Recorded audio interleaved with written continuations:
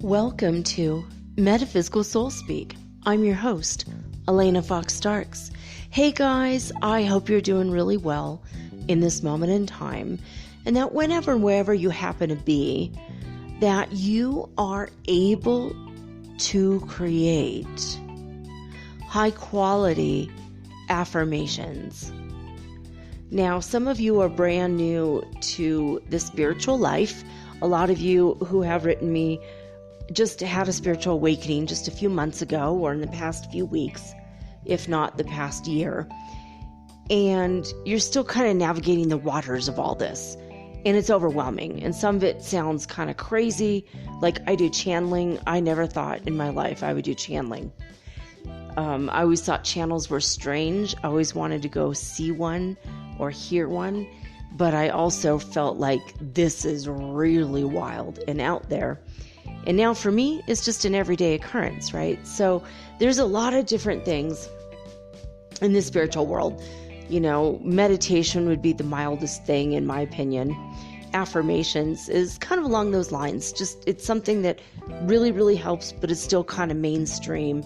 And I kind of stayed in those shallow waters for a while. Delved into tarot cards for a hot minute and then got out of it because the first card I drew was the death card, and when I touched it, well, actually my boyfriend was doing the cards and touched it, and he just looked right in my eyes. He said, "Your very best friend's going to die this week." And I just looked at him like I wanted to punch him. And then my friend was murdered in her bed that week. And it was really crazy because he did not know her, had no connection whatsoever, but he channeled, and that freaked us both out. And I did not, for 7 years, touch tarot cards again. Because he was just he went into kind of a trance, and he just it was a warning. I think God spoke through him just so that I would be emotionally prepared for it. And that was Easter, the year that right before I was 18. I was 18 and a half when that happened. So for me, that was oh my God.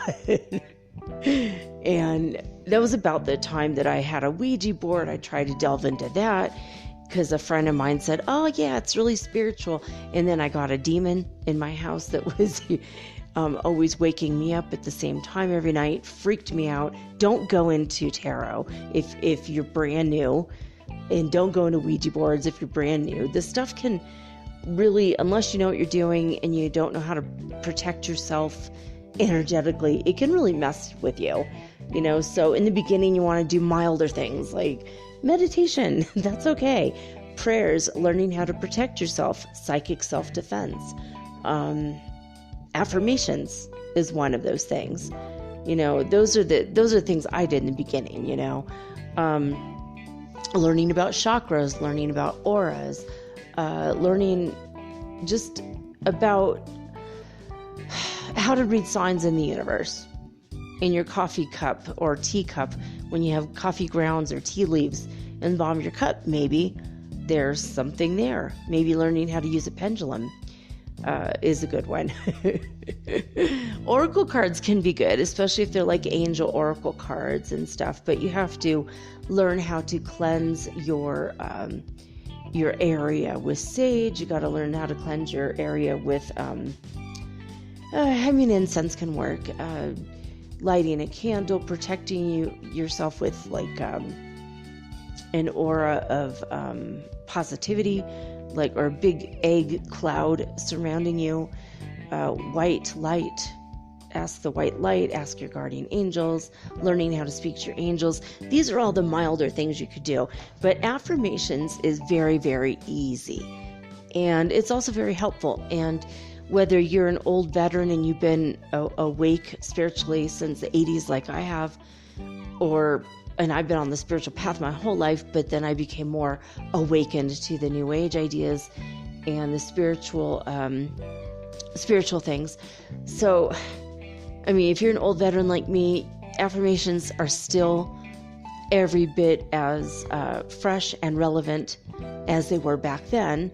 And if you're brand new and you just had a spiritual awakening like a week or two ago, and you were looking online and you found my podcast, this is something you could do. It's easy, very easy, but there's some rules to it. And I'm going to tell you those tonight. So, at least the ones I can remember. This is extemporaneous off the top of my head. But the first thing is, number one, in the Bible, and this is not a religious show at all, but I'm pointing something out to you. In the Bible, it says, I am the Lord your God, or I am this and I am that. And it turns out that, at least according to Reverend Ike, who, God rest his soul, I love him very much, learned a lot from him, and I highly recommend looking at anything he did. Rev Ike, REV.IKE,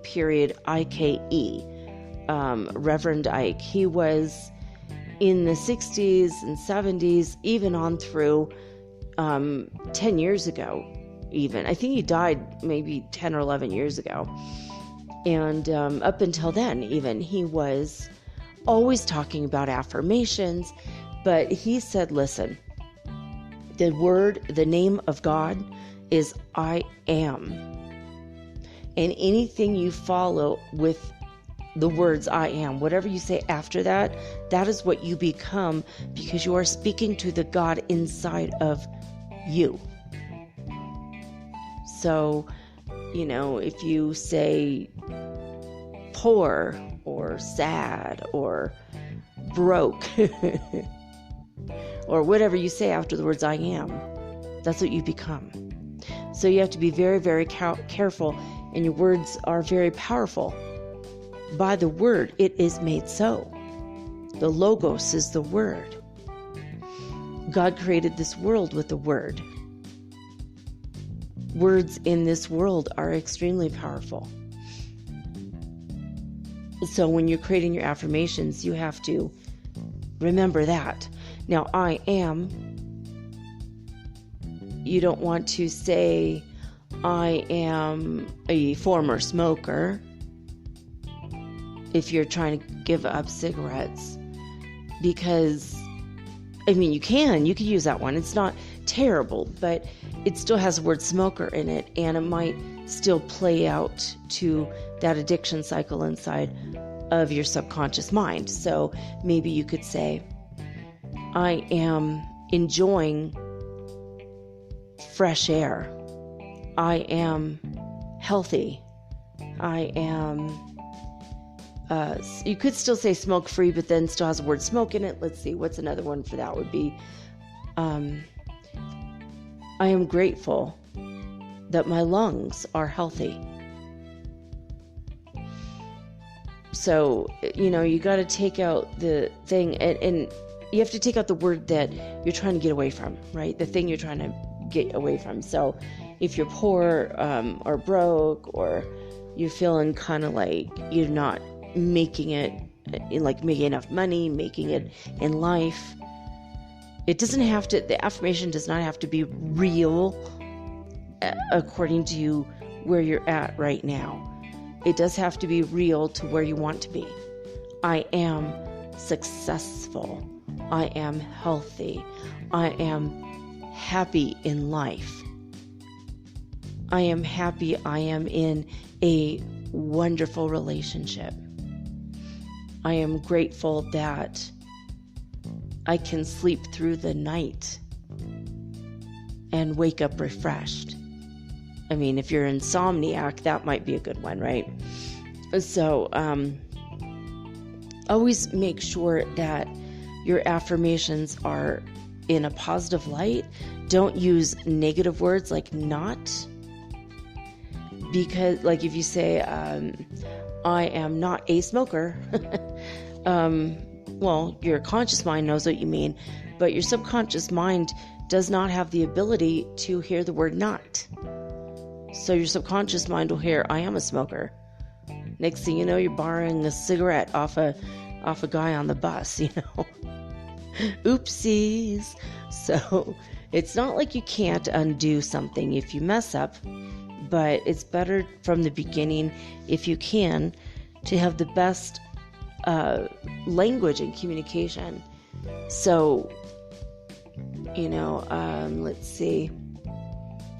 I am grateful that I'm surrounded by healthy vegetables and fruits.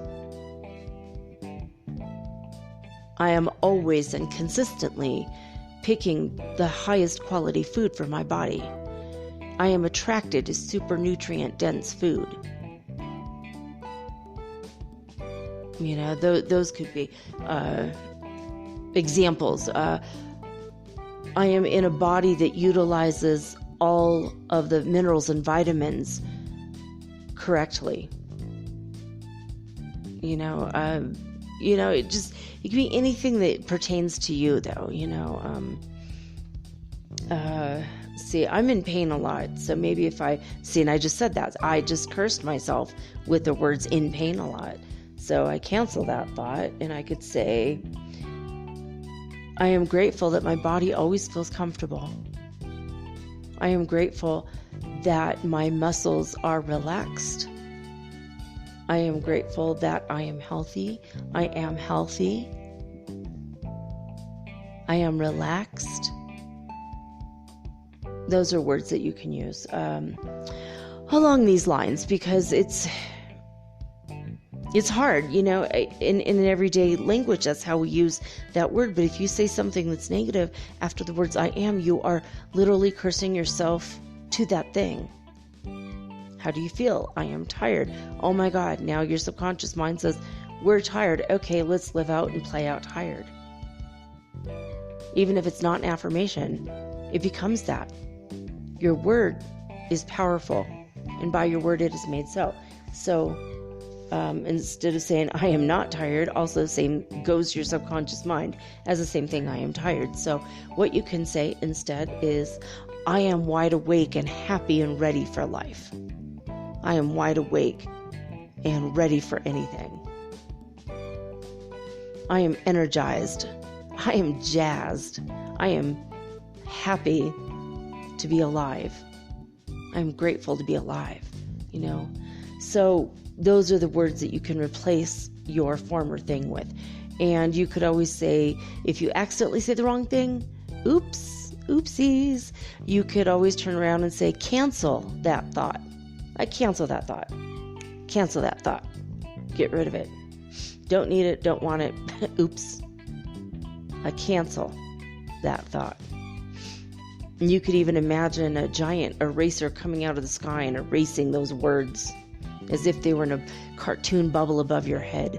You can use creative visualizations to impress those ideas upon your subconscious mind, because your subconscious mind does not only work and operate with the sounds of words or the sight of words, but also with pictures in words. This is how animals communicate, with pictures. They will send an image to you. If you telepath with a dog, for example. I telepathed with a dog. I talked to you guys about this last year. This dog was in trouble with his owner because he bit a kid, and no one knew the circumstance because only the kid was around, and the kid wasn't talking.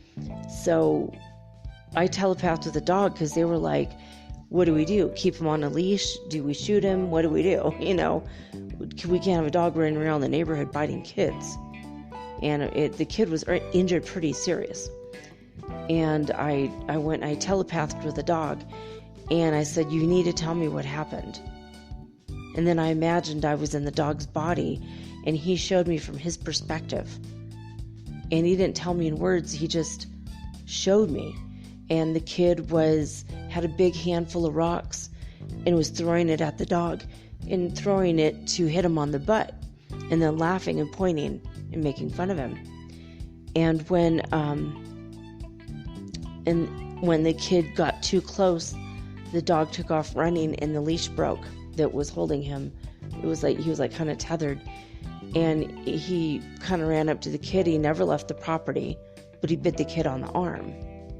And I think the kid said the dog chased me and it was out of nowhere, But when the dog told me the story, and then he pointed with his nose to where the rocks were still, where the kid had thrown at him.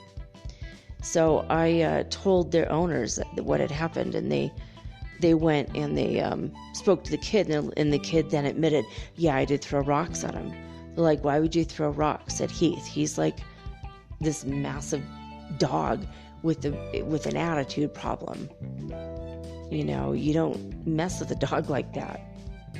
I mean, the dog was very, very loyal to his owner, and anyone who came near that owner, boy, that dog would kill you, unless you knew the dog really well. And I had made friends with the dog quite a lot, like many different times. But if I didn't see him for a week or two and I'd go back, he would act like I was a complete stranger. That dog was strange. He was a strange dog. And when I tried to telepath with him, he freaked out so much. He did not like that. But that time I also said, look, while we're here, what do you miss? What do you want in your life? Is there anything that we could tell your owner? And he showed me a picture of an orange Frisbee. And that he had a lot of fun playing with his owner. But then one day he got excited about the Frisbee too much and he chewed it up. And they threw it away and they never got him another one because he chewed it up. And so I told Dan, I'm all, hey, his owner, I'm like, he misses his orange Frisbee. He's like, how did you know about that? We had that before you guys even moved in. I'm like, well, your dog told me. So animals do, they conversate with symbolic, or like pictures, sometimes just a still picture of something, or with like a movie. And it's kind of almost black and white, but then there's like bits and pieces of color, at least the way I receive it. And you could do this with your own subconscious mind during your affirmations. Like, just put in a plate of vegetables, a really healthy salad, maybe with hemp seeds sprinkled on top, or raw sunflower seeds, or soaked almonds, or if you want a very, very healthy, nutrient-dense salad, imagine that while you are saying the words, I am healthy. Now, to make your affirmations even stronger, imagine the joy and the happiness and the peace you feel after having eaten that way in this super healthy salad. Or imagine how you feel after you have like a wheatgrass shake. And for me, I don't make wheatgrass shakes. I just throw wheatgrass in a glass of water and stir it up with a spoon and drink it down. And I always hesitate to make it because it looks weird, it feels weird, it smells strange. And then after I have the first sip, I'm like, man, this is so good. And after I've done this for so long now, my body starts to crave it because it's so healthy and so good. And I know that my cells have this energy of, it comes alive in my body, like, yeah. And I get a rush of energy. And I feel like electrically charged, like all of the electrolytes in my body are activated somehow. And I feel really good, alert mentally. So if I put that idea, those feelings, in my mind while I say, I am always making the healthy choices.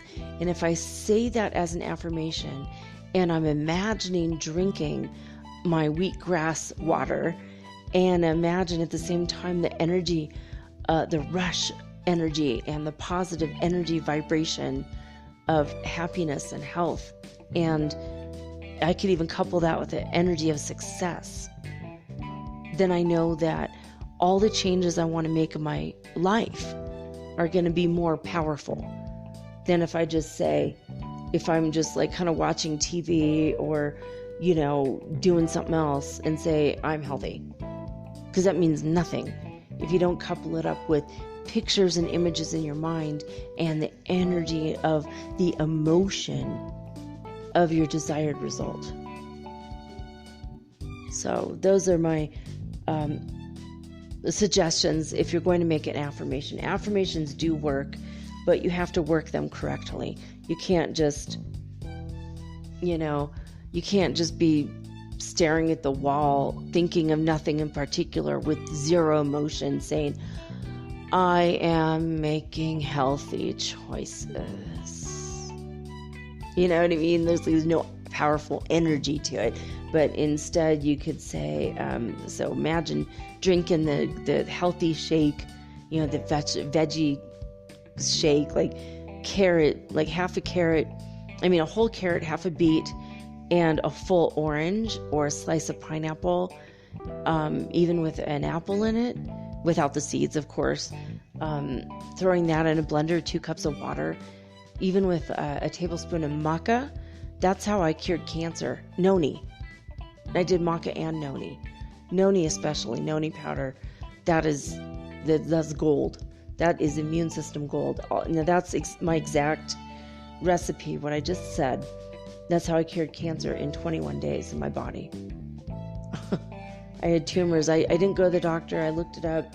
I looked at all the symptoms I was having, being super, super tired, all this stuff. And I was just like, I don't want to even get the diagnosis. I talked to my daughter about it, and she had tumors in her body a couple years before. Took her to the doctor, and there was like huge tumors with purple, blue bruises. It was horrible, and it was obvious she was sick, and with the way she was acting. So we just went and got all the right food, and she cured her cancer in 21 days. And so she said, you don't want a diagnosis because it will screw you up psychologically, So, I'm not giving that advice to you guys, but I'm saying that if you do get a diagnosis or you are feeling weird and you don't know what it is, try that every day for 2 weeks, 3 weeks. See what happens. 1 whole carrot, half a beet, a tablespoon of noni. If you're having hormonal issues, a tablespoon of maca root powder, 2 cups of water, an orange, and or a slice of pineapple. And if you want it sweeter, just an apple. Apple's not important, but it adds more zinc. It's actually good for you. So, and that's what and it's beautiful. It's like a beautiful, bright ruby red drink. It tastes good. It smells good. It's not unpleasant at all. And, that's my thing. But so for me, maybe I'll imagine drinking that, instead of saying, like I said, like the low level vibration, like you don't think of anything in particular, you have no emotion. I am happy and healthy, right? And then, but when if you see the difference, if I'm going to say it with energy and forcing my will into it, coupling it with my attention on the meaning of the words, as well as imagining drinking that healthy drink. And now if I say, I am happy and healthy, woo, and I just feel like, yes, I'm holding my arms really tight, like, yeah, forcing the God force, the will in my body to respond to that. I am happy and healthy. I don't want to be too loud because I'm recording this very late at night. Anyway, that's how you can get your affirmations literally juiced up. You could do this for anything. I am successful. I am a good test taker if you're in school and you're trying to pass your exams. I am whatever you want, like I am wealthy. I am abundant. I am attractive. I am a beautiful person inside and out. I am loved beyond measure. You could say that one while imagining loving yourself and imagining somebody in your life hugging you, even if it's a cat or a dog, or a best friend. It doesn't have to be a romantic kind of love. It could be anything. If you wish to feel more lovable, that's a way to do it. So believe in yourself as much as you can, and then believe in yourself more.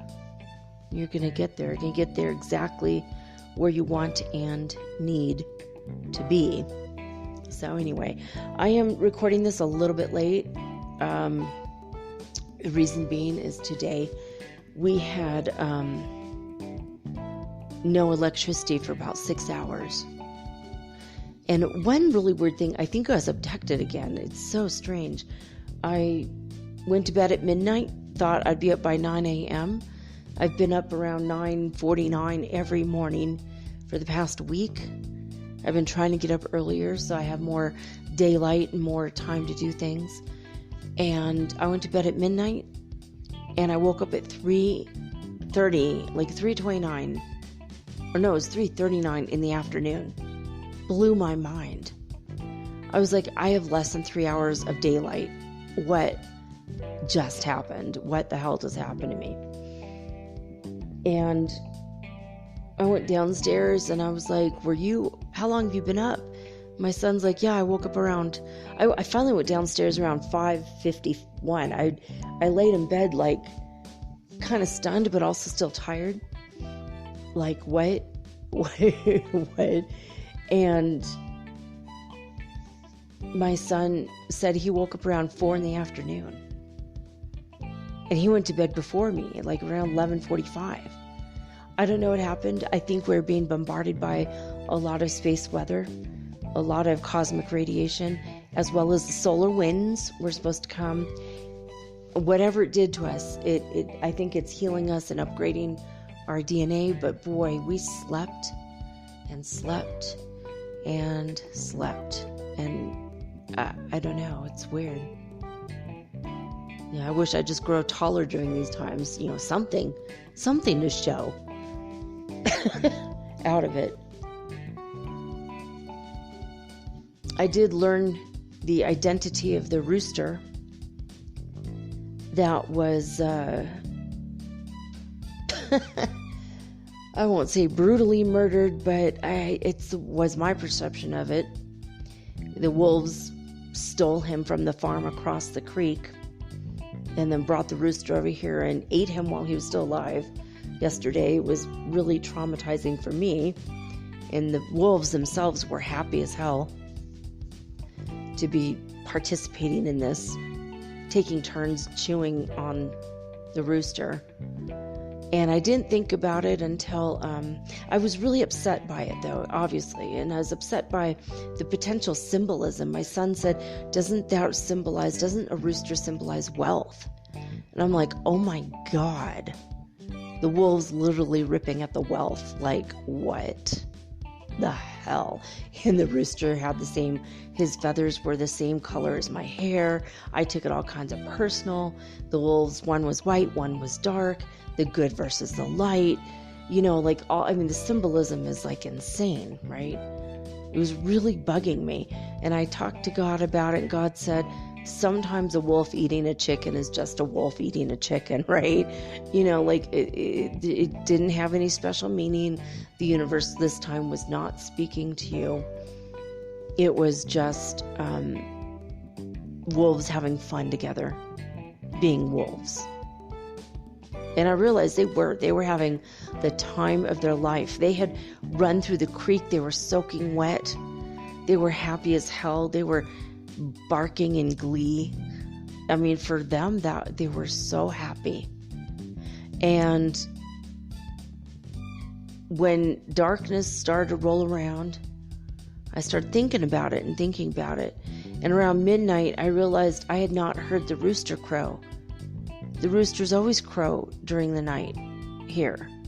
And then I realized, it will never happen again, because the broken rooster that was crowing all night long was the one they ate. The one that was always crowing. And I looked that up. I'm like, what does it mean when a rooster crows all the time? You guys, this blew my mind. It gave me the chills. It said, roosters will crow in the nighttime when the angel of death is near. So, since I, Azrael, am the original angel of death, No wonder when there's a rooster near me, they're always crowing day and night. It never made sense to me. What the hell? This has happened not once, but not twice, 3 or 4 times when I've been around anywhere within like a block of a rooster. That's usually. And I was always thinking, these guys are supposed to tell time. They don't know anything about time. Look at them. They're just crowing all night long. Holy crap. I did not know that. Did you guys know that? Like, and what was weird too is I noticed that Blackie, the dog, the wolf Blackie, she's obviously black. She was always barking and barking and barking at night. And I don't know if you could tell, but there's no barking right now. There's no rooster right now.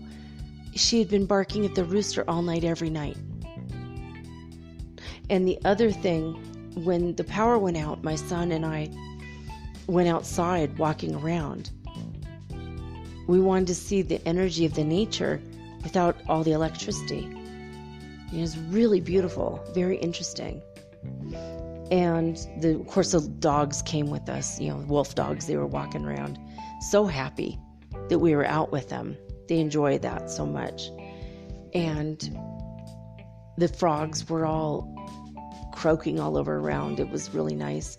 And then my son said, "Oh no, we left the candles on. I'm going to go in the house and put them out." So he went to the house, and right before he turned to go to the house, he says, "Oh, and by the way, keep an eye out for the ghost girl." I'm like, "What?" And he's like, "Yeah, apparently one of the neighbors said that there's a ghost girl that hangs around here sometimes." I'm like, "Oh man, I got to take care of this." So while he's in the house, I'm outside by myself in the dark completely. And I just said, "Hey, ghost girl, if you're around, you can hear me. I will bring you to heaven so you could see your family that went before you. Because you don't deserve to wander the earth forever. I'm going to help you get out of here. Not be stuck between worlds any longer." And I thought I felt her, and I said, Come on in my house, and I'll help you."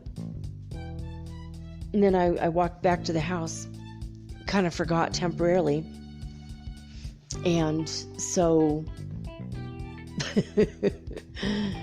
I was upstairs in my room, and looking out the window. I mean, no light, absolutely pitch black in here. My son was in the second floor, pitch black where he was too. I think he had a candle. And all of a sudden he said, "Oh my God, someone just grabbed my jacket, my sleeve of my jacket, and pulled my arm just now." I'm like, "Oh my God, what is that?" That's not normal for our house. And I was like, "Oh yeah, duh, of course, it's the ghost girl." And I told her I wanted her to come up, and my son is going to go to the store, so he left and for a few minutes to walk over to the store. Like here, when the power goes out, the stores remain open, but they just light a candle and move on.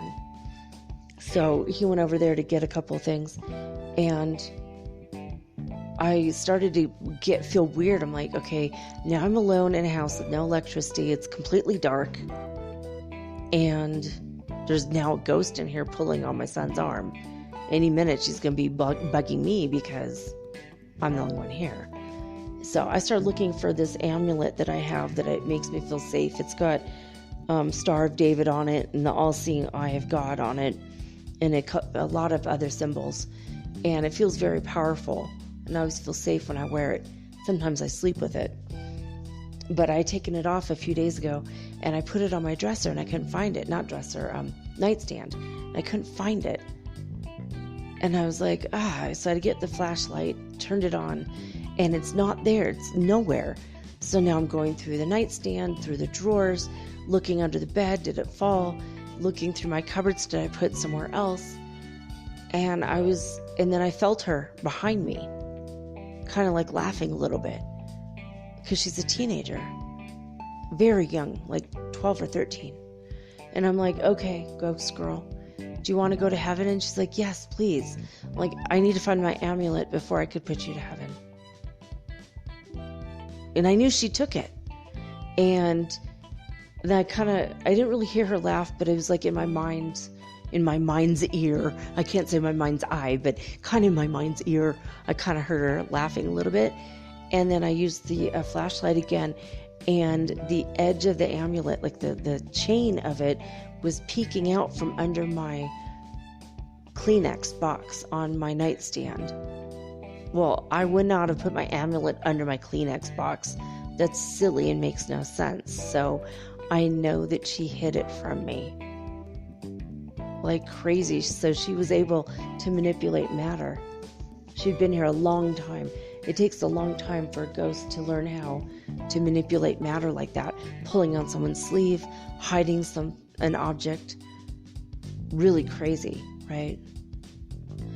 So I put on the amulet, opened up a portal, put her on a portal platform, and I called upon all the angels, asked God, send the archangels to come and get her, and I surrounded her with her own guardian angel as well as 4 archangels, and told her to hold on to the angels. They're going to fly her to heaven. And she was really happy, and I opened up a portal of light, and I lifted the platform up into that portal, and then I sealed it off.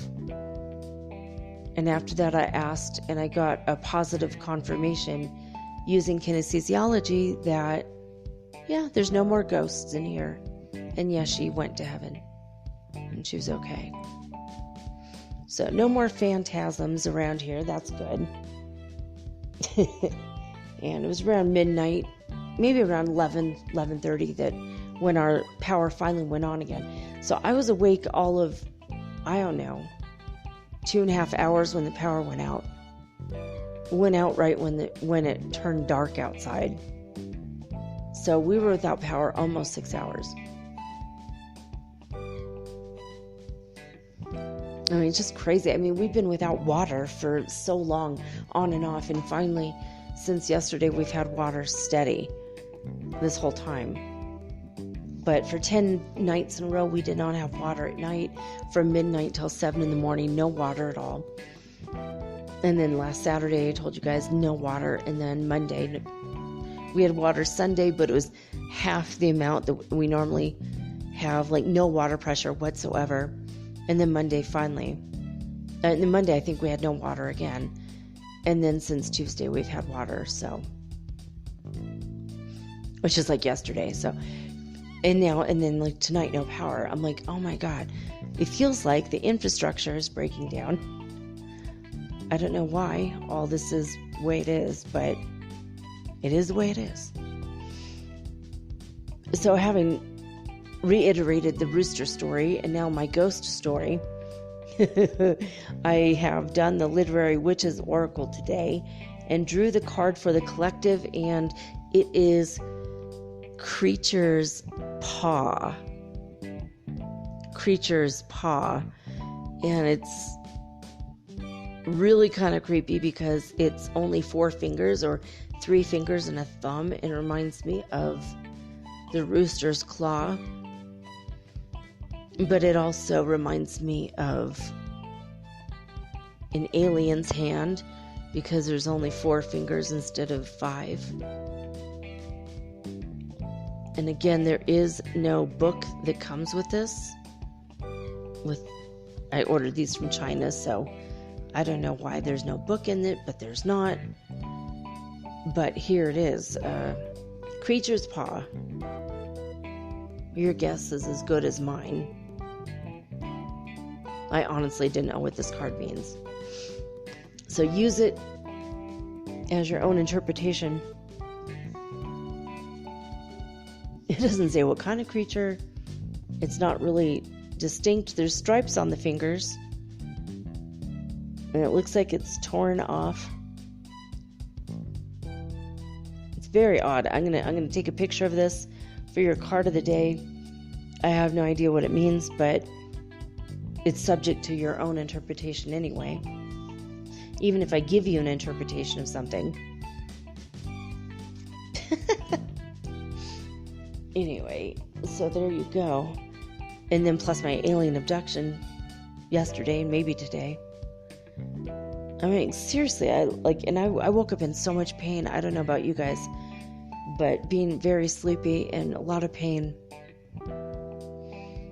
and swollen throat and heart palpitations, a little bit pain in my chest and lungs, and in my rib cage, in my spine, lots of pain lately.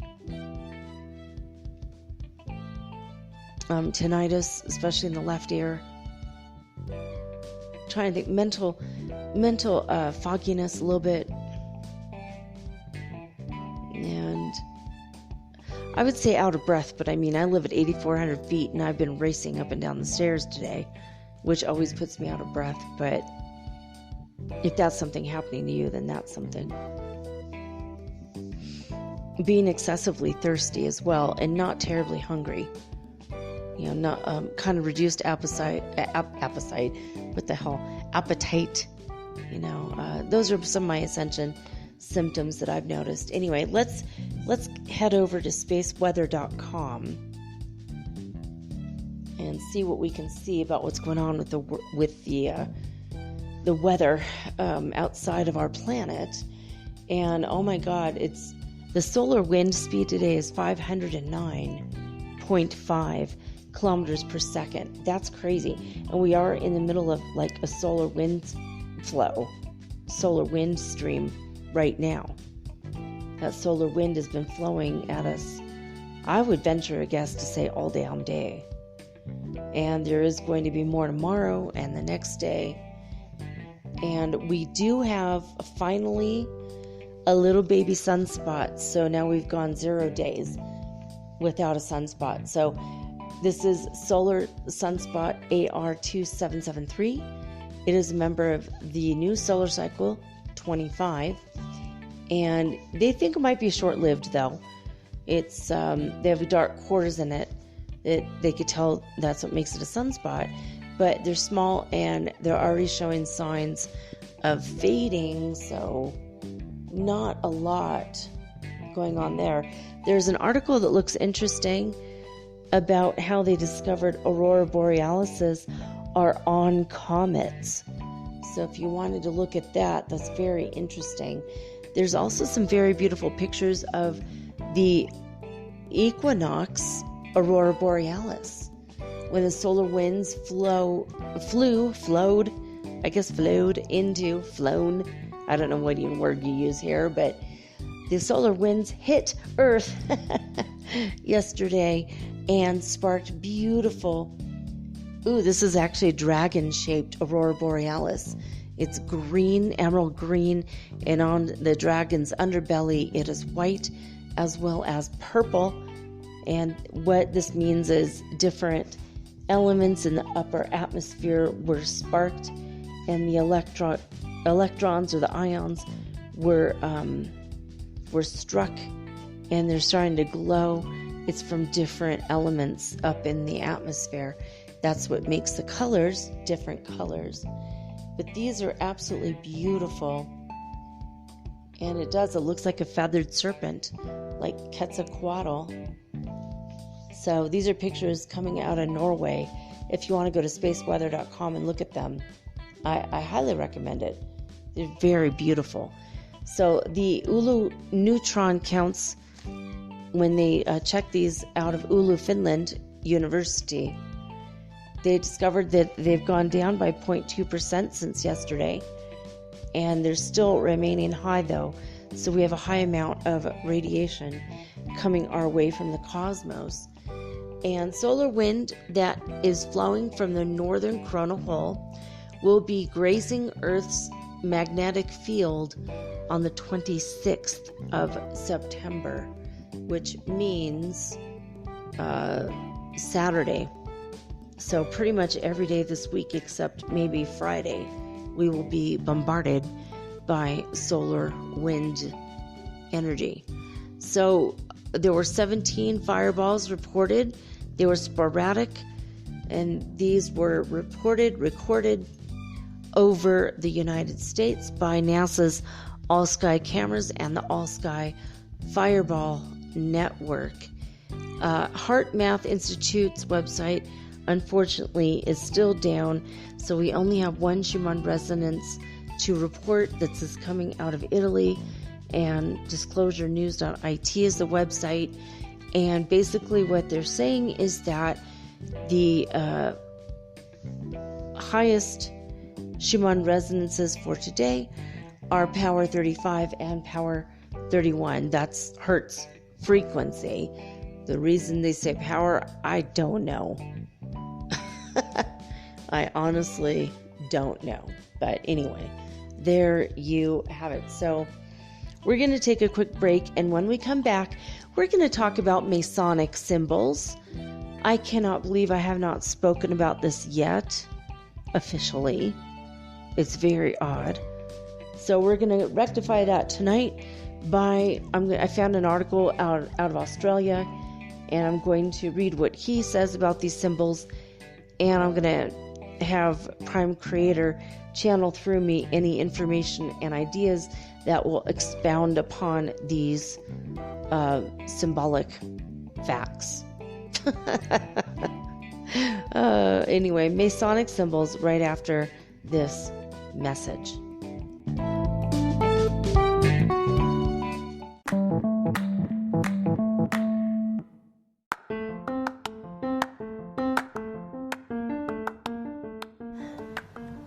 If you haven't heard about Anchor, it's high time you did.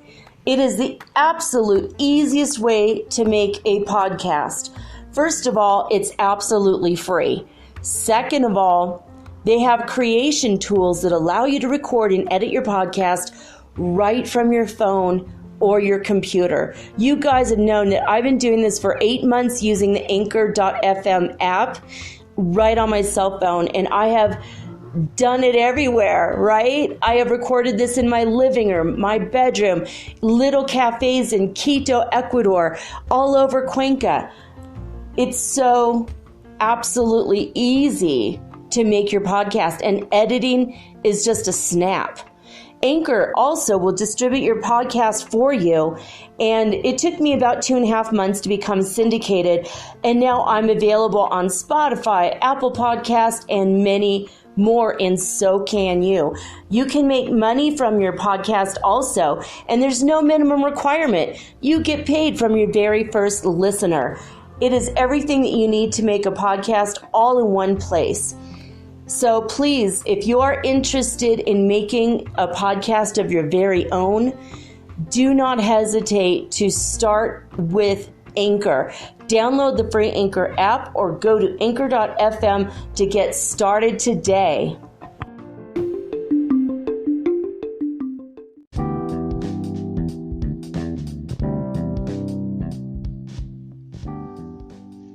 All right, guys, I did not really know a lot of these symbols, admittedly.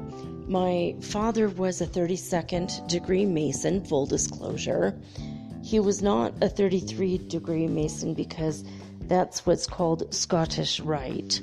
And you can only have Scottish Rite which is the 33rd degree, only if you are extremely special. For example, President Obama, right? Or someone who's a president, or someone who won the Nobel Peace Prize, for example. Someone who's done a lot for society. They've affected enough people on the planet in a positive way, and also are a Mason, and also did the first 32 steps. So a lot has to go into the preparation and planning for something like that as well. Every degree is a step of learning. You have to understand who you are and know that you are a divine being in a human form. So that is what it is. What it is.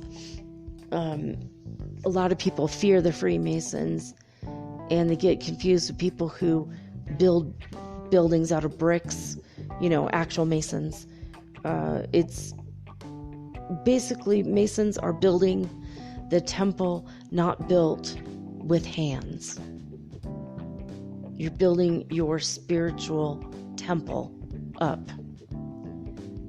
And you're honoring your body, you're honoring your commitments, you're honoring your life, you're honoring God by your acts of integrity. Now, I'm not saying that every Freemason ever was always filled with integrity. Some people use the system to manipulate things, but if you do the degrees and you take it seriously, you are going to be a very deeply spiritual person on your way to sainthood, if not ascended masterhood. Now, there's only the co-Freemasons that allow women, and most of the Masons, Masonic Temple and the like, allow only men. There is the Order of the Eastern Star. From what I understand, when my husband and I looked into it, the women are not taught nearly as much information as the men. It's basically like a glorified bake sale with a few prayers thrown in, as far as what we were able to discern after talking to my stepmother, who was part of the Order of the Eastern Star, which is supposed to be like the female version of the Masons. If I'm wrong, and if you're part of the Eastern Star, please forgive me, but that's just my perception of the situation with this.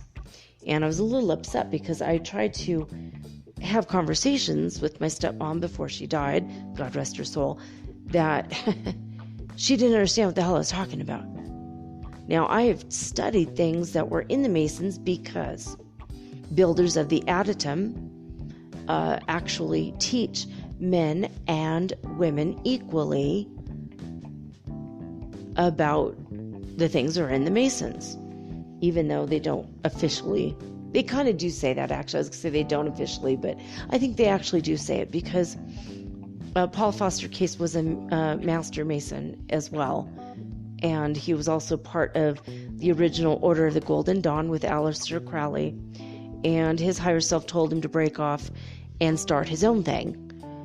And if you study with BOTA.org, it takes like a long time, like close to 20 years to learn all the information in there. I only studied with him for a couple years.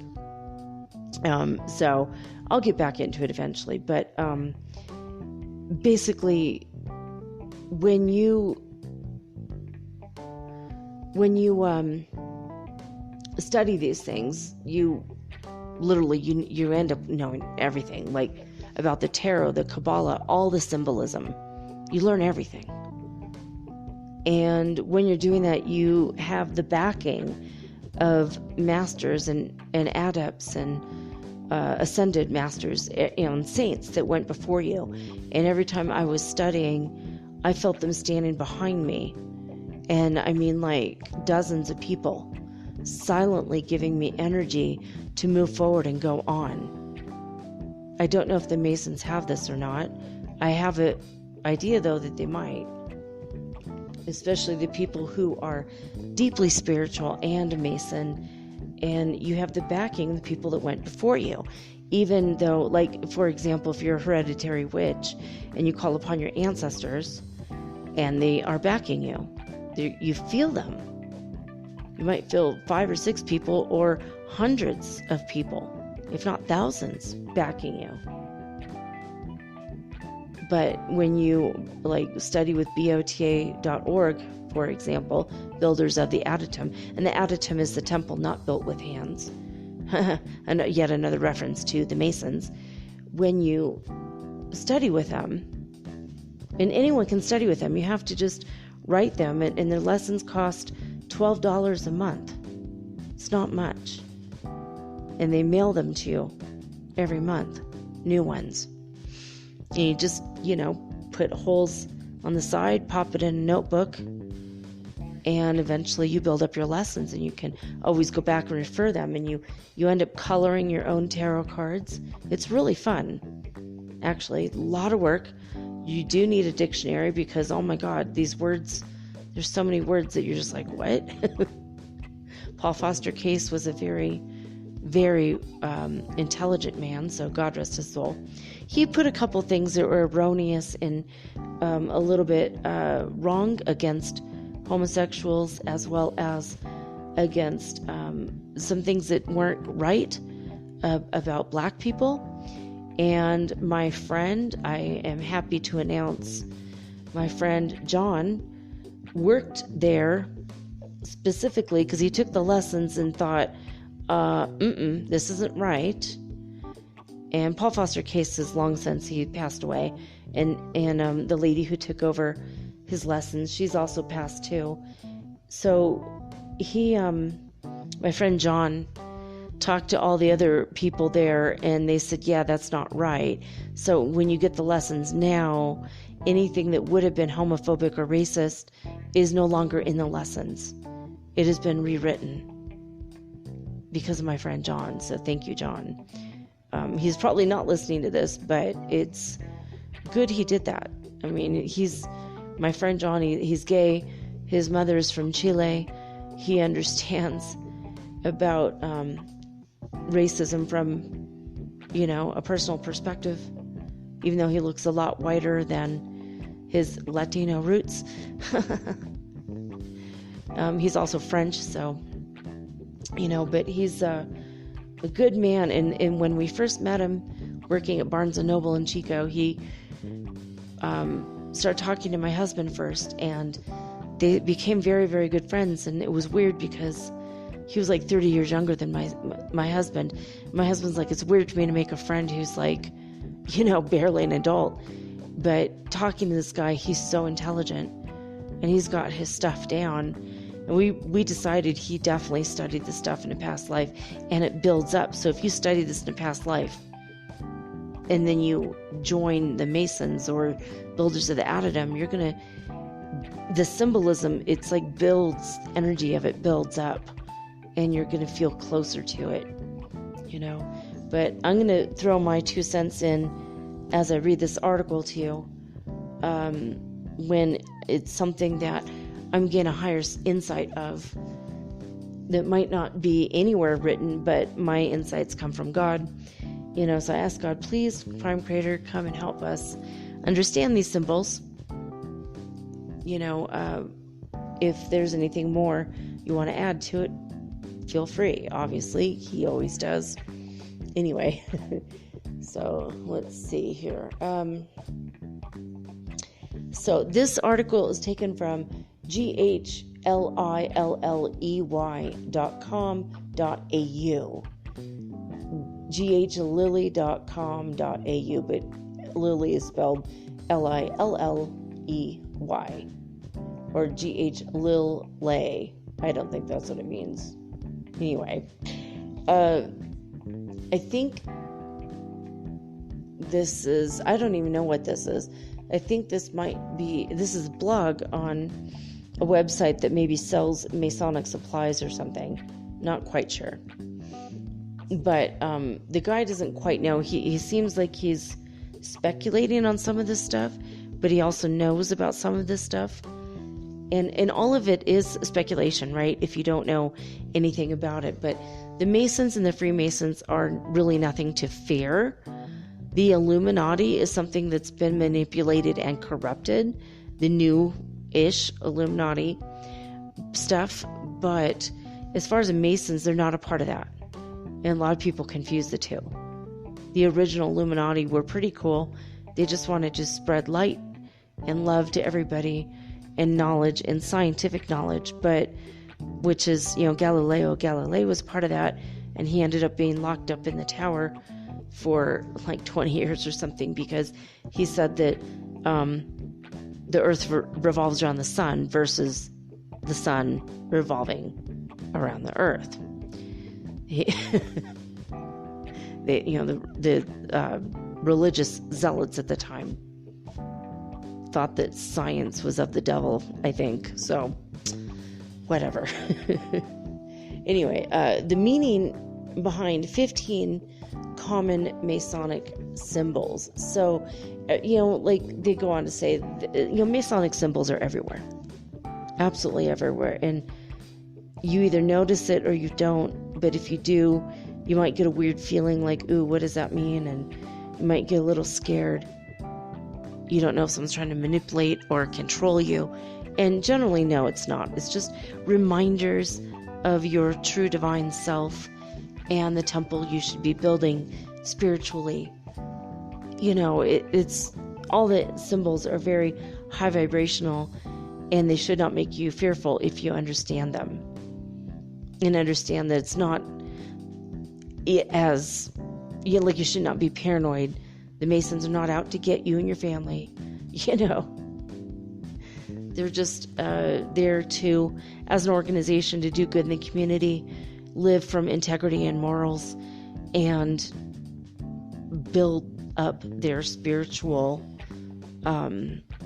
life, in their inner life, to become higher vibrational people that are highly effective in society. So the very first one you'll find on the American dollar bill, this is the all-seeing eye. And so according to this article, let me see who wrote the article too, by the way, by George Lilly. Oh, okay. So George H. Lilly, Lilley. Oh, well, that makes sense. That's why it's his website. So good for you. All right. George Lilly. All right.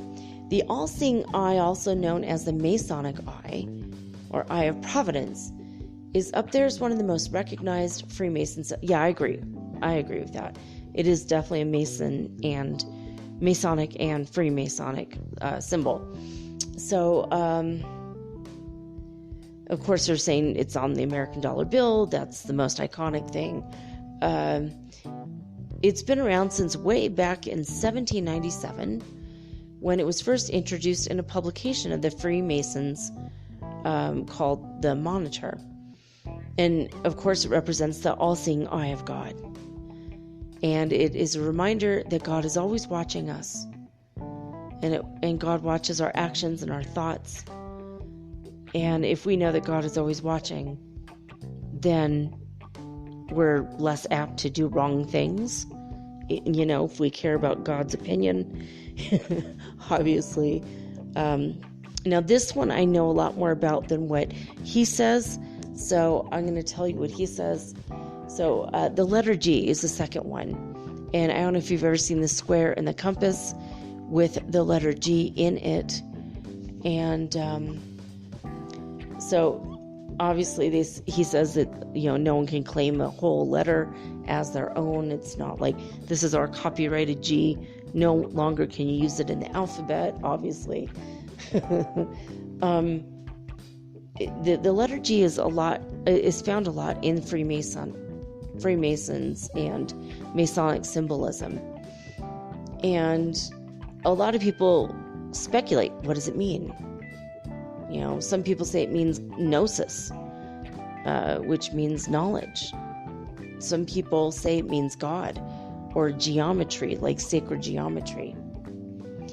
And this person says that it's a spiritual mystery, but it is a big component of Masonry.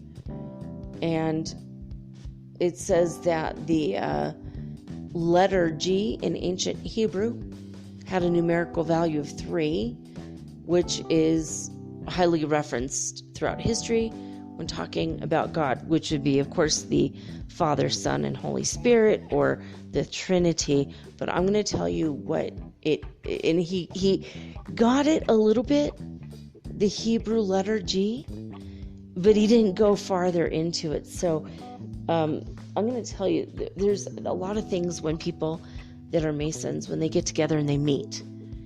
The first thing is there's a handshake, and they do something funny with their thumb that's a little bit different in a handshake. They touch like the first part of the knuckle of the other person's finger on top. And when they do that, and if they both do it, one person will test the other person, and when the other person does it back, then they're like, oh, brother, because now we know we're fraters, we're brothers in this, and we know that we're both Masons, and then we could talk about it freely.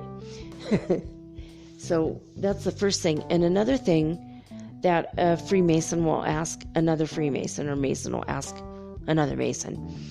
They'll say, hey brother, are you on the level? Have you guys ever heard that? Are you on the level?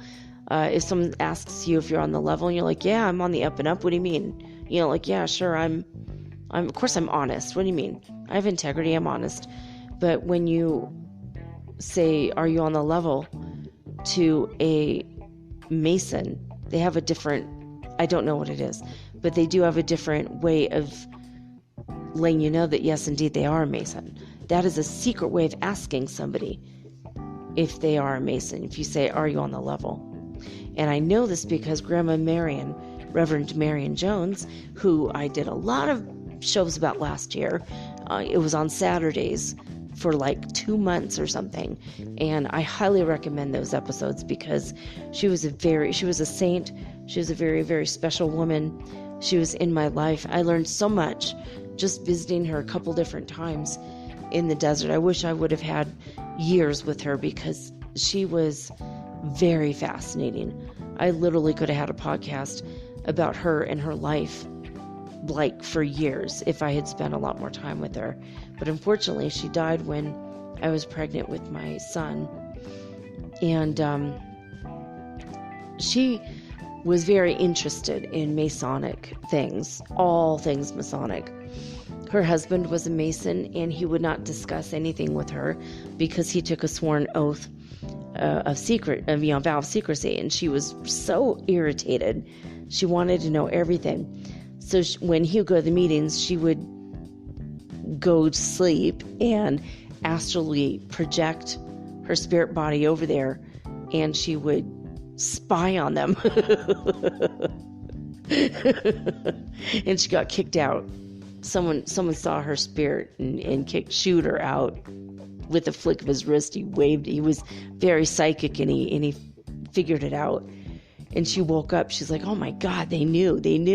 Oh my God, I hope George doesn't know or think it was me." You know, that's a story I did not tell you guys. I forgot about it until now. That Grandma Marion had told me.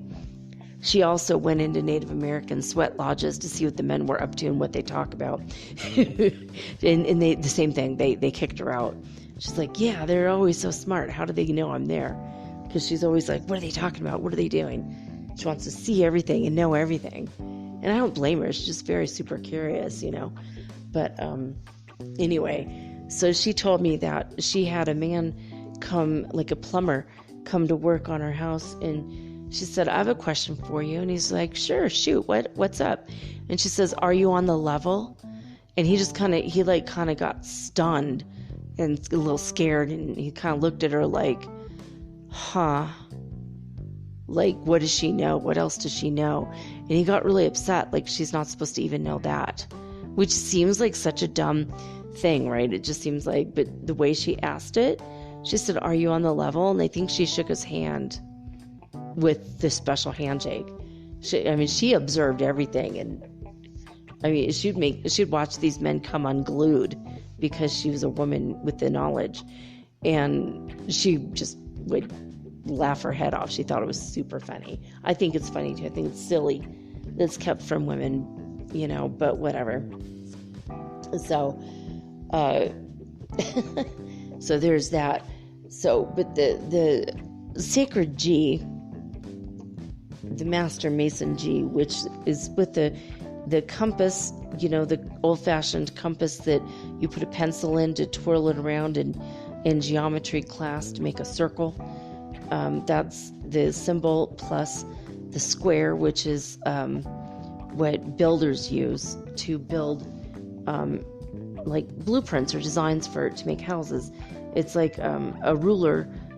It's a square ruler, but it looks like two rulers glued together that create a 90-degree angle, which is what you would use to, you know, draw blueprints, of course. So there are two symbols about building things, which is a symbol of building the inner temple, like building your own character, your own integrity, your own personal, you know, value and worth in the eyes of God and in your own spiritual eyes of yourself, building your own integrity and whatnot. So that's what it really means. And the G inside, a lot of people think, well, it just means God. Obviously, that's what they're about. But I'm going to tell you what it means, what it stands for. It's way deeper than that. So another thing that they say is, instead of are you on the level, a master mason or a mason will ask another mason, have you ever been to the East? Or have you traveled to the East? Now, if the other person's not a mason, they'll go, no, I've never been to the Middle East. Where have you ever traveled there? Or, yeah, I've been to Asia. Where have you been? And then the first person asking the question will know, well, they're not a mason. Because the appropriate response would be, yes, of course, brother, I've traveled to the East. Have you? And what is traveling to the East? Well, it means meditation. Why? Because the sun rises in the East. And when you look east, you are basically meditating in that direction, because that's the direction of which the sun comes up. And if you meditate while facing east, it gives you more energy and power to your meditation, helps you to focus on your third eye better. So, when a mason says, have you been to the East? It's not just it's not asking. It's basically, it's a secret way of asking, are you a Mason? Without coming right out and saying, are you a Mason? Because non-Masons tend to get freaked out about Masons. So it's it's almost like if I'm a witch and I'm meeting another witch and I say, marry, meet. And if the other person's not a witch and they don't understand that, they're going to be like, excuse me? And you say, oh, it's nice to meet you. You just kind of smooth it over real quick. And then you say, marry, meet, marry, part, when you're a witch. But so people have their own language. Like, if you're driving around in a VW van and you see someone else with a VW van, you flip each other peace signs. No one in Fords and Chevrolets do that to each other. It's just a secret. It's a secret society thing. Even though there's no secret society with VWs, it's a secret thing that always happens. It's almost like you became a part of a club you didn't know existed until you bought that thing. So it's kind of weird. It was super fun. And I always, when I had my Chrysler Sebring, everybody who had a Chrysler Sebring would wave to me because they were rare cars. I had the black convertible. And anyone with a black convertible like mine, we would all wave to each other like we knew each other. It was really weird. I don't know. I've noted, and when I had a Scion, and other Scion owners, no one would ever look at me. There's no secret club there. Although Scion owners there's like meetings and events and stuff, which is weird, but there's no secret club to that. But I've noticed that with certain things there is. I don't know why. It's like a culture that develops around a thing. But, so are you on the level? That's a whole nother thing, with the Masons. But the letter G, and a lot of people think it means stands for God. But what it really truly is, according to Paul Foster Case, there was a little tiny booklet that I read called The Masonic Letter G. And I was absolutely fascinated by it. I could not wait to tell my dad what I knew. And it freaked him out, and he couldn't say a word. I asked, is it this? Is it this? And he just went, wow, where did you get this information? Like, he looked scared. My 32nd degree Masonic father looked scared when I presented him with this information, like where I read it in a book from a Mason who wrote it after he got out of the Masons. And he's like, And that's all he said, And he looked kind of disturbed the rest of the evening. So this is what it is. The Hebrew letter G is Gimel. Gimmel, Gimel. And when you look at the symbol, and when I tell you the letter Gimel means in English camel, because every letter in the Hebrew alphabet is sacred. they all have hidden meanings, deeper spiritual meanings, and the letters themselves are a symbol. Like Chinese is a symbol. Like the character for house in Chinese looks like a house. There's like 2 or 3 different layers and meanings to them, right? So in Hebrew, all the letters correspond to a number, and all the letters correspond to a word.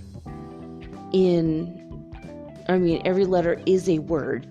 Like in our language, the letter B is the letter B. We call it B. What does it mean? Nothing. It just means B, right? That's all it is, right? But like, none in Hebrew would mean N in English. In English means nothing else. But in Hebrew, none means fishhook. And Jesus said, go out and make fishers of men, for example. So there's a lot of sacred meaning there. What do you do with a fishhook? You grab sustenance, right? So with the letter Gimel, G, Gimel means camel. And the camel is a ship of the desert, because that's what they call the camels, the ship of the desert, because it's an animal you use in the Middle East in the olden days to get from point A to point B. They didn't have paved roads, they didn't have cars, but they did use the sure-footed camels to get through the sands of the desert. So the letter G literally looks like a camel turning his head and looking back at you. So G, Gimel, camel, ship of the desert. And where is the desert? Which desert are we talking about? We're talking about the desert that's in the east. Brother, have you been to the east? Well, yes, brother, of course I've been to the east. And traveling to the east doesn't mean actually going somewhere. It actually means closing your eyes, staring into your third eye, using your pineal gland, and traveling to the east. Where's Jesus from? He's from the east. Where's the camel from? He's from the east, shipper of the desert. So, and where does the sun rise? The east. And when you meditate, and you meditate long enough, you're going to see a white light in your third eye. And it's going to eventually take shape. And the shape it takes is a star. If you're staring in the east, it's the eastern star. What did Jesus say he was? He said, I am the eastern star. The eastern star is also Venus, so there are associations with Libra. It goes deep. These words go very deep. These symbols go much deeper than this man is speculating. I don't think he is a Mason, maybe, because, he's speculating. And if you are a Mason, you're not allowed to talk about this stuff. If you're part of Builders of the Addendum, you cannot divulge any of the information taken directly from the lessons. But if you read the lessons and then you're doing this from memory, then there's no problem with it. So even though I took a vow I will never photocopy this and hand it out to people, which I never have, I can still divulge the information that I gleaned from the reading of this information. All right, so that is the Masonic letter G. It doesn't mean God or geometry. It means Gimel. It's that corresponds to the Hebrew letter Gimel, which is G. So it's kind of hidden that way. But G, Gimel, camel, ship of the desert. What desert? The eastern desert. When you look to the east, that means you're meditating. When you meditate, you see the star. Which star? The eastern star. What is the female part? The female equivalent of the Masons and Freemasons is the Order of the Eastern Star. It all goes very, very deep. And in my original name, before I was adopted, baby girl Hester, the word Hester means Eastern Star. So, I have a deep, close, emotional, spiritual connection to these things. It's very interesting. I love all this. I love all this stuff. Okay. So there we go. Square and compasses. And I already talked about being on the level. This is the third symbol. See, look, we're only 3 symbols in. I knew that was going to take a long time. Here we're 30 minutes in and 3 symbols in. So we're going to go a little bit faster with the rest of these things. But the square and the compass. The square and the compass is just as famous as the all-seeing eye, according to this article. And it is a very highly recognized Freemason symbol. But they say that the meaning is quite literal, of course, just building something. Masons are people who build things with bricks, and they use the compass and they use the square. But the reality is they're building their inner truth, right? They're building their own inner temple. And it does mean also that they're building morality. And that's why they give so much to charity. They create the charities, they give money, and then they help children. They help people around the world. They build hospitals because that is part of building that morality and integrity. So they say the Freemasons need to square their actions by the square of virtue with all mankind. The compass measures the ability to wisely conduct actions within certain boundaries. So in other words, together the square and the compasses remind Freemasons to explore their desires and passions without stepping outside the realms of moral behavior. The square represents morality as well. So there's that. So the fourth symbol is the anchor and the ark. But then it's funny, in this article, they don't really mention the ark until later. The angel, oh my God. Never mind. The angel's on the ark, so hold on. We're not there yet. The anchor and the ark. So an anchor, which we're doing the show on Anchor FM, anchor.fm. So, and now I wonder if they're not Masons that started this. The anchor is used a lot in Christian symbolism, of course, and has been adopted by Freemasons, and it has a similar meaning. It represents hope, according to this article, as well as peace against stormy weather. Of course, because when you use an anchor, you throw it overboard when you're on the ship, and it holds you in place, which gives you a solid foundation, right? Like even when you're on the waves of the rocky sea, you're still, or not rocky, but rocks back and forth rocky. And it still will hold you in place against the wind, against the water. You are solid. It gives you more.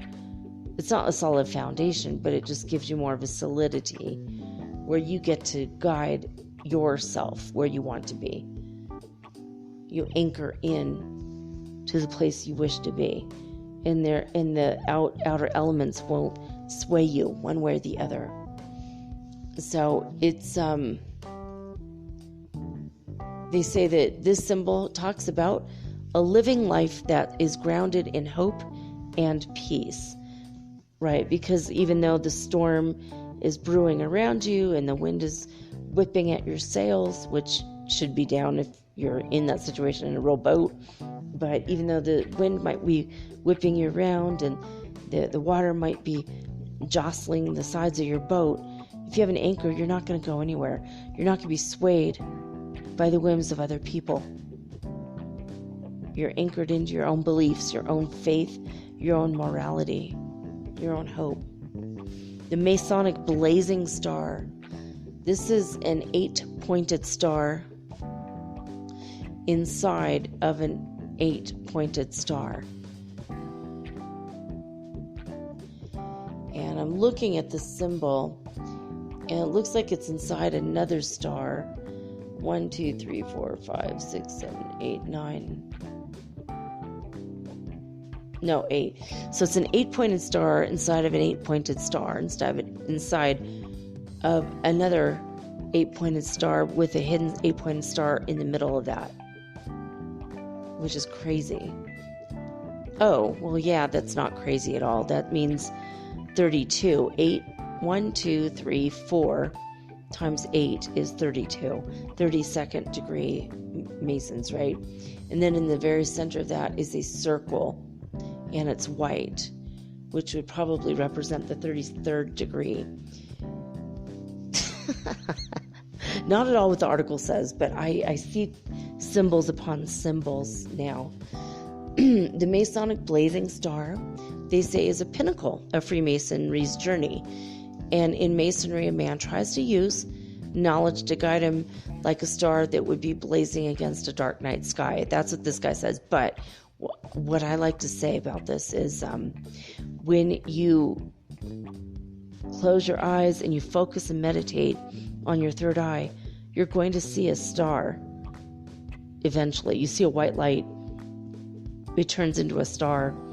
Eventually, there's a dark blue background. And I think that this might be the Masonic version of that. Whereas in Self-Realization Fellowship, which is another mystery school I attended, created by Paramahansa Yogananda, he put a 5-pointed star. That's what he saw when he meditated. That's what I see when I meditate as well. And the Masons probably see that too. But this is a symbol of the 32nd degree, 32 or 33 possible degrees of where you can go spiritually. So they might have adapted it based on that. I'm not 100% sure, but it's my instinct, my gut instinct.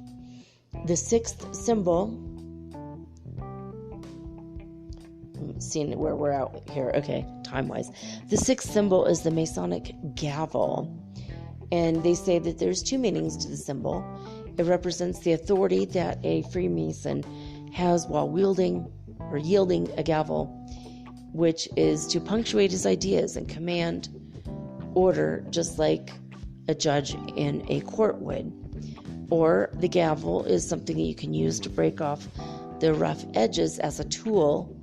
You just break off the edges of stone, much like a Masonic gavel is a reminder for the Freemasons to chip off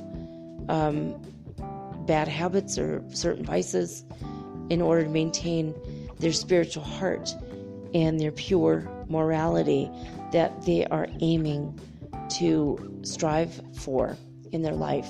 The 7th symbol is a sheaf of corn, the Masonic sheaf of corn. It's back in the days of King Solomon. Here we go. Masonry gave corn, or was given corn as part of their earnings, or they gave it, like a tax. They would bring part of their corn to King Solomon. So these days, it's used as a part of ceremonies, like dedication ceremonies, and it represents charitable giving to people that are less fortunate.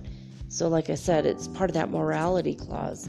So just if you ever see wheat, which I believe sheaf of corn. I'm sorry, not wheat, corn. Never mind what I was going to say about that. I was thinking it was wheat. Because I'm like, yeah, wheat's on the dollar bill too. Maybe corn is, I don't know. Maybe it's hidden. Okay, 8th one is the Acacia tree. A-C-A-C-I-A. A-C-A-C-I-A. Acacia, or Acacia tree. So this is a very hardy and durable tree known for a long life. So it represents immortality. Throughout ancient history, it has meant that. And the Freemasons sometimes will use this symbol to mean immortality and or long life or everlasting life, even after you die. So, Masonry, or Masons believe in an afterlife, and the Acacia tree does also represent the enduring immortal soul of the Mason. Ark of the Covenant is number 9. The Ark of the Covenant, boy, this is a really beautiful thing. There's angels, it's like an ancient Egyptian thing. There's angels touching the tips of their wings together.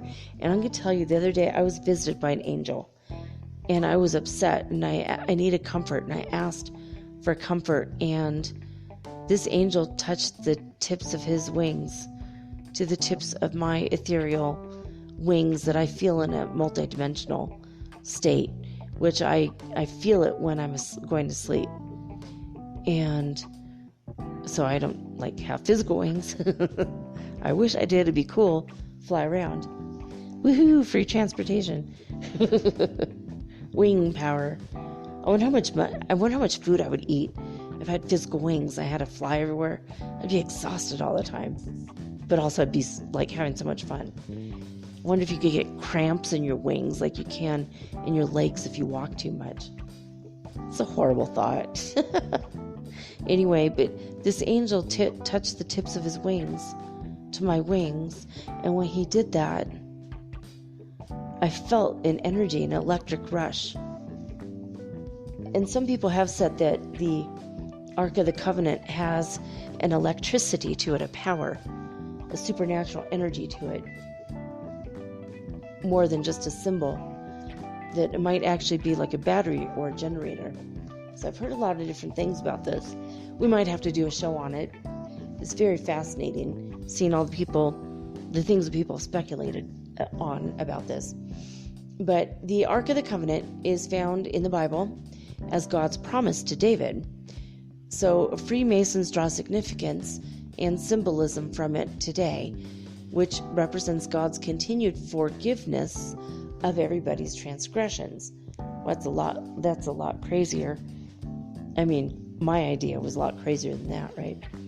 But I do feel like there's like a battery generator symbolized as electricity. When that angel touched my wings with his wings, I felt like an electric sense.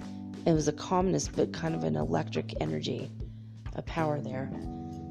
So I don't know. I don't know what the truth is about that one.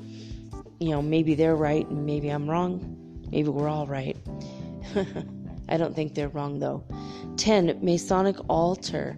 So, like a lot of religious entities, the Masons do always have an altar. Represents where you commune with God and you become one with the divine. And also where you would store, of course, like holy books. Number 11, as far as Masonic symbols go, are the cable toe. Now, this is a weird one. I've never heard of this. Cable toe, T-O-W. And he says the cable toe is attached to the robe of a Freemason. And it is a promise that you will help a brother as much as you can, and as long as it's within the length of your tow rope.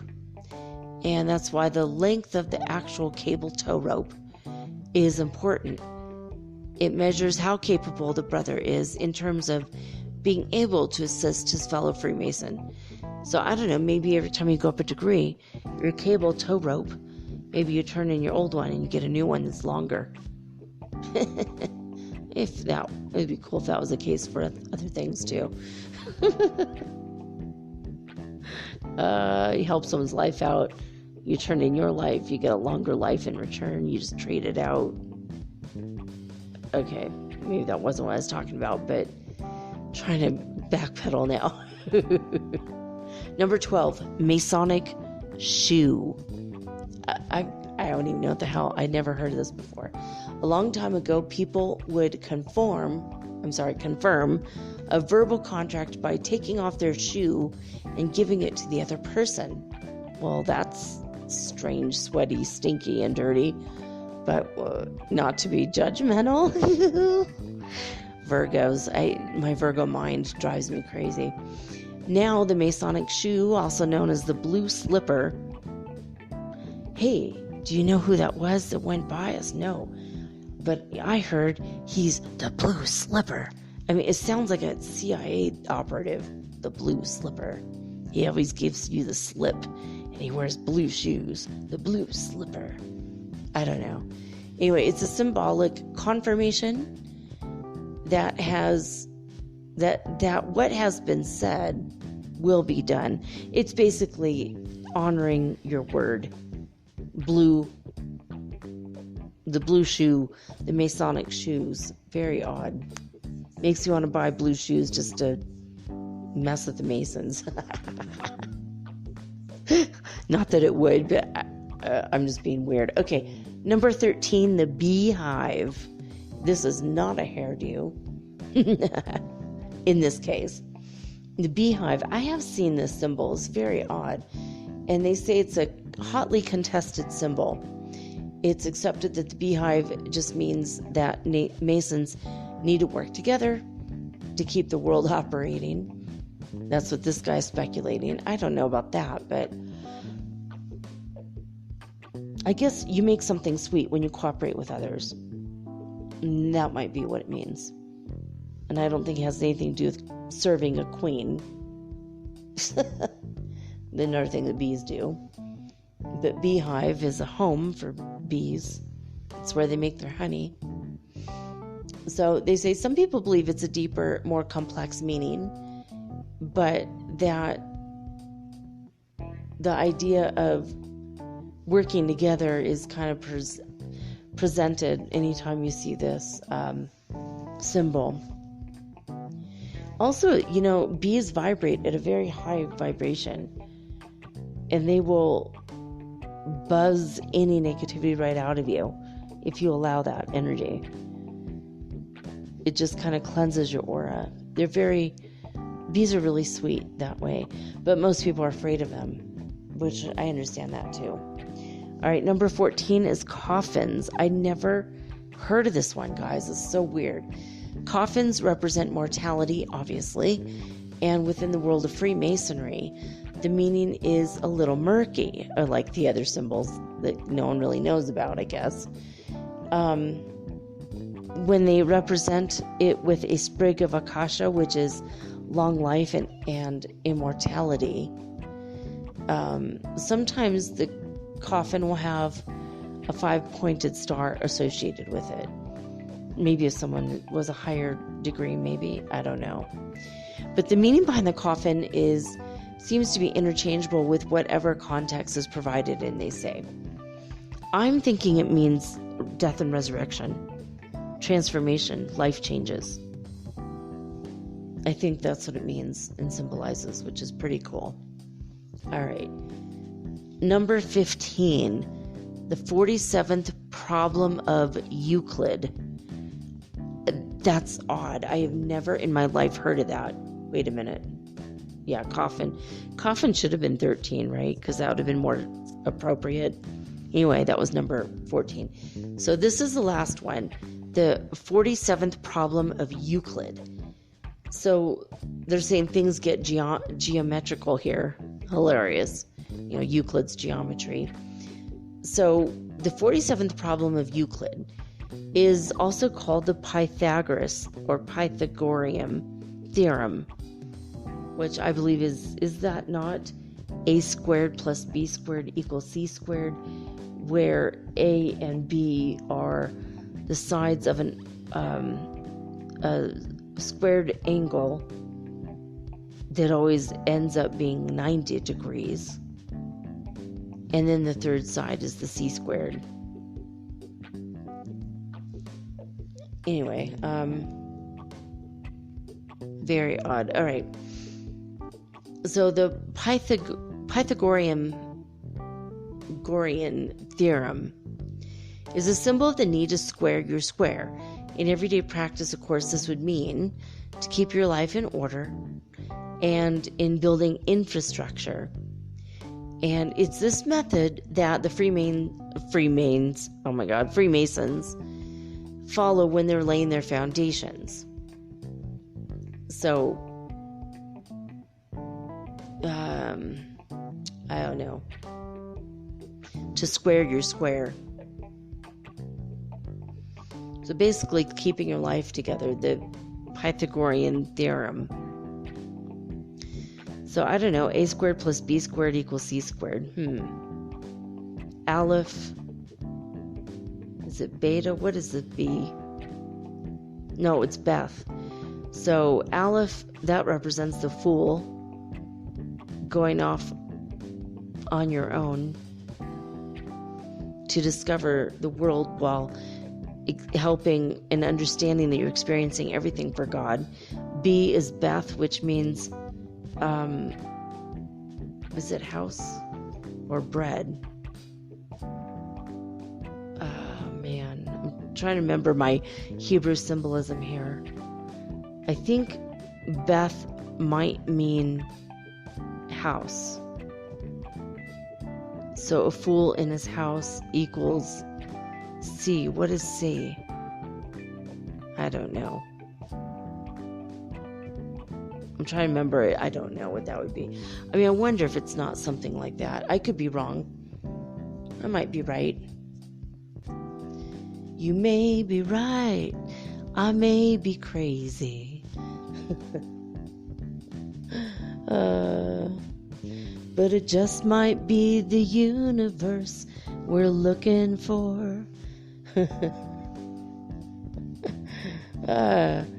And then what is the rest of that song? I don't even know if I got those words right. Turn out the lights, don't try to save me. Oh, and that's what we're going to do in a minute, because I am going to go to bed, go to sleep. Man, I can't believe I slept 15 hours. And now I'm doing a show about 15 symbols of the Masons. That's weird, 15 twice. Is that not the devil's number? I think it is. 3:31 a.m. So, I don't know. I mean, I can't believe I had 6 hours without power. 6 powerless hours. It's 3 whole days in spiritual terms. Because this is the month. Every day is 12 days worth of spiritual growth. I don't know about you guys, but it's been kind of exhausting the past 2, 3, 4 days. Anyway, there you have it. That was the 15 symbols of the Masons. Something he didn't put was an apron. I don't know what that means, but I think it means something about keeping your hands clean, keeping your life clean. And the Masons wear a apron around their waist, and it doesn't cover much. It's just symbolic. And my dad was always teasing my stepmom that when he died, she's gonna not find the apron. She'll misplace it, he said. And sure enough, she did. My brother and I, the day before my father's funeral, looked and looked and looked and looked for that damn apron everywhere in all these boxes in the garage. And we couldn't find it. And we gave up. We're like, it's not even here. It's thrown out or something. That's it. It's over. And so my dad had to borrow somebody else's apron that was put over his grave. And it's just kind of in there. He's supposed to be buried with it. And when they moved again, they found it in the one box we didn't open. It's so funny. And my dad, so that's something, I'm sure that he gave my stepmom hell for when she died and went to heaven. I'm sure that my dad was like, I told you so. But that is a symbol that they did not mention in this, the apron, the white apron. But there you have it. Masons are not as dangerous or scary or horrible as the paranoid people in society would have you believe. They just don't know anything about it, so they assume it must be bad because it's a secret society. Why are they keeping secrets, right? But sometimes you need to keep the secrets. It makes it more exciting and mysterious, which is what life should be.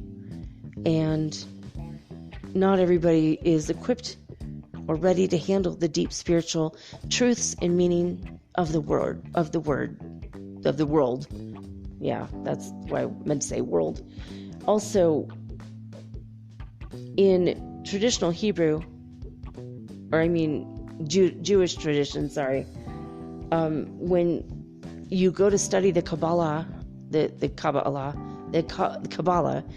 you start to learn the meanings of the Hebrew letters, you're not allowed to begin studying as a man until you are 40 years old, because that is when, after the age of 40, the Kundalini will spontaneously rise as you're learning spiritual truths. and you don't want to force it. And we've talked about why before. So that's why in Kabbalah traditions taught by the Jewish temples, the rabbis on the side, the mysticism, only men in their 40s and above can be a part of that. Now in the Freemasons, you could be in your 30s. Maybe even younger, actually. I think they're trying to recruit younger members because they're actually diminishing in their numbers as the older members are dying off now. So it is what it is. But Builders of the Addendum, I highly recommend BOTA.org if you want to learn more about this stuff. Anyway, that's it for the show tonight. I love each and every one of you, and I do always try to tell you thank you for tuning in and your continued faith and confidence in me, myself, my show, my abilities. Thank you so much. I cannot have a show without an audience, so I'm keeping up my end of the bargain, even though I just had 6 hours without power, and you guys are keeping up your end of the bargain by listening to the show. So I want to say thank you for that. And for those of you who have liked, forwarded, subscribed, and told everybody you know that are spiritual about the show, as well as your Facebook groups, I wanted to say thank you.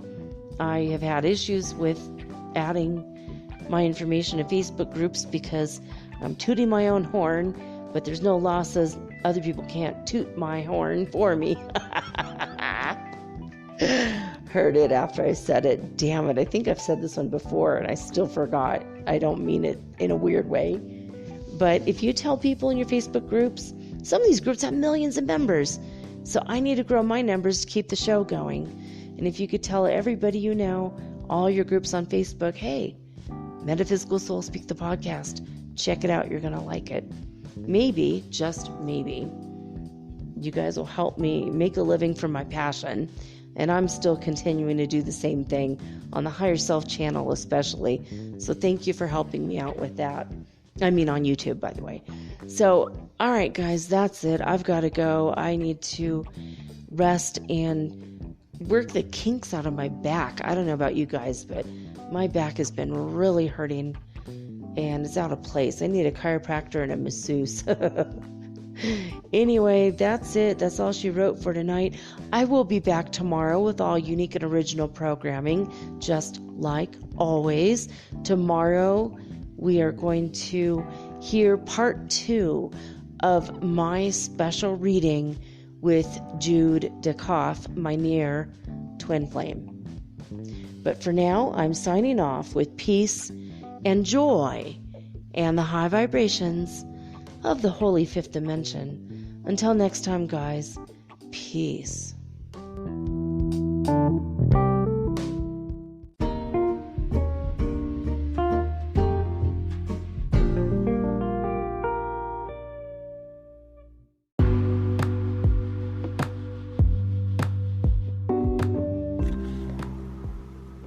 Metaphysical Soul Speak is run on sponsors and listener support. This means listeners like you. If you are so inclined to support my efforts and my little podcast, please visit me at anchor.fm/metaphysical and pledge an amount of your choosing today. Thank you.